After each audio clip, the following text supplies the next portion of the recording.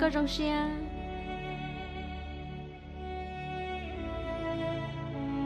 thưa sao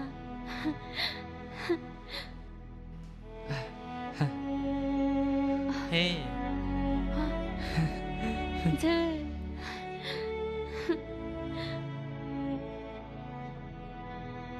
có gì trong nó tuân sư tôi cởi tiệc cái xe là chỗ ở trong gì sư xong tôi cởi tiệc hay sư khu lợt thia hai tuần đến xe lon nữa cũng có xe số kế trung chế tàu khi đó có chơi nữa cũng mà một cái trong xe hàng lì cụ có rong xe giả thia đó chỉ có gì cụ sắp báo ai tiệc họ ở đó phụ sang ra cái gì một cái xe đó chỉ có sang ra cởi tiệc độc tử đó cả liền như là mà giờ trong này chả là gì thì chúng một phần sự sai cho mình nhung mù nè họ chẳng chẳng chấp bài trẻ nhon được cái gì tôi khăng sẽ được báo cáo cả ông doctor sơ có sắp bây giờ rong hẹn cái gì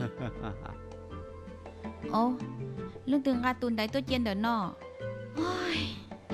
hey như chủ yon xe thiên thông có sơ tôi nhớ nói chỉ chỉ tàu cả kia đi đâu dùng ngăn đấy tôi trộn đồ đi nó đi có gì cái việc của mà mua hai bát ly tông à chiều đi chợ cùng mình ngắm một sơ con gà tao lo tao cơ xí sao có gì giờ linh đâu tiết rong gà nữa hơn ngồi lên nhau sòng đông chơi dù mà linh cái dù sơ nó chơi chỉ có tao ngăn đấy mua là Ai. Cụ gì mà chơi tôi nên ngồi xếp hết tiếp đi. Ai, cụ dùng cái lý cha nó.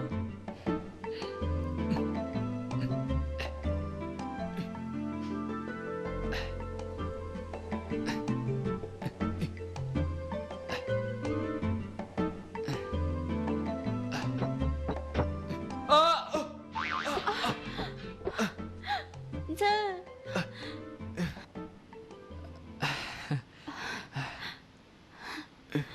thưa à bộ trâu có khó tư có gì mua đã chỉ sầu qua chả chiếu trong sái đi Chịu lý cha bắt đi. Tới giờ cụ làm gì mua rồi xí sầu sư.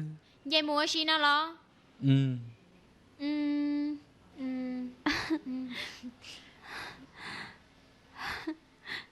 đi lo bát ly Bắt đi. Ta xí nó. Cái gì từ mua nên cầu xong là cụ sang hai tiết tết rồi. Cụ dùng là ô cụ tụ bao nhiêu có bao rồi. giờ chả có thể xả linh đó bây tự nhiên chưa tao là tao xong nó là chỉ sau một giờ u cho nó Ta xí mà bắt đi à cụ. Giờ tao nó chỉ tông để chắc khó non gì là. Vì hai tia. Ta xí nó cũng do tia nhưng chưa chỉ tao cái gì đi đâu nè. chứ hãy trong cái lúa có hãy ta làm được co nếu như vậy khỏi trong đó có cần gọi là ta chỉ cụ sa tia có chỉ sao mang chơi nữ ở trong đó vì cụ chỉ sa có một tấm bằng Bắt đi à. Thế rồi lời xong cụ gỡ ta là. Cụ vô chủ tông chơi có tao hồi ua. Thế ba có tao cụ tu khang khó ở trên chân sắp rồi do. Cụ vô chủ dây tu xíu có trong sắp rồi tuần hay mà cụ nhà.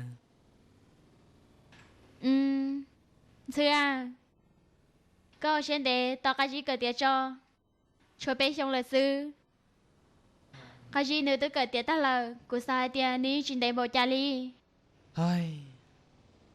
Ở xong thâu ta lần đời cụ tôi chỉ tao. Cho cái gì thảo oxy. Tôi chỉ tao trên là cho chân lịch thế. Ba lì có bộ hai tiền mỏ cụ lúc xem bộ lịch cha nó. Giờ hai tiền chỉ có cụ tao bé trong tuần đến lần gì đấy chị của chỉ có thua xứ lệ. Có trận chỉ ba cụ thế lo ba lì.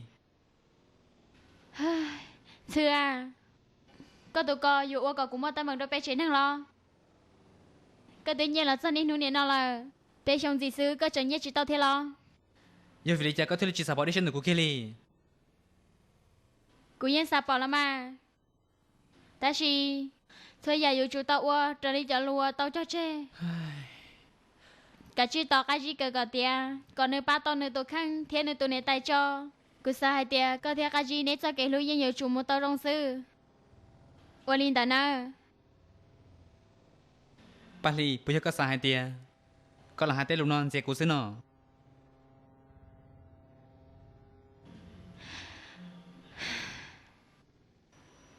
Cụยังchính chân liều. Ta chỉ giờ lý cho lo xí. Bé chồng gì xứ cái gìยังchỉ cho chỉ tao. Vì hai tiaยังchỉ lưu hành.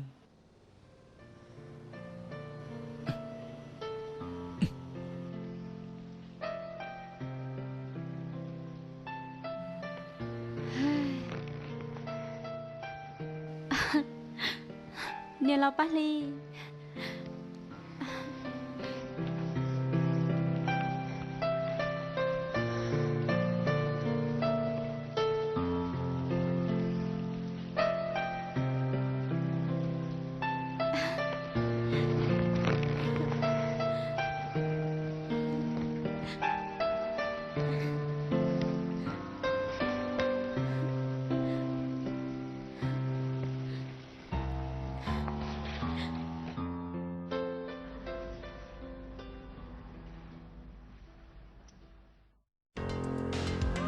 trong lý do sao cái gì có bốn cái xe thia giờ cũng yên chính cái xe kia đi không có xe mình đi theo là mà giờ là xe sao thêm này thằng đó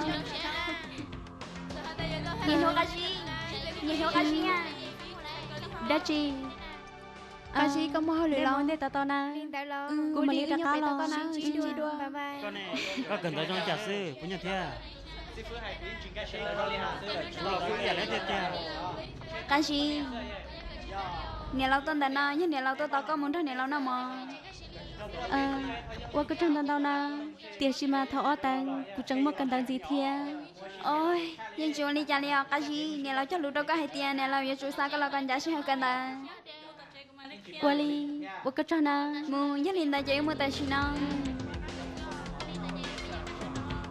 cái gì cái mà hỗ trợ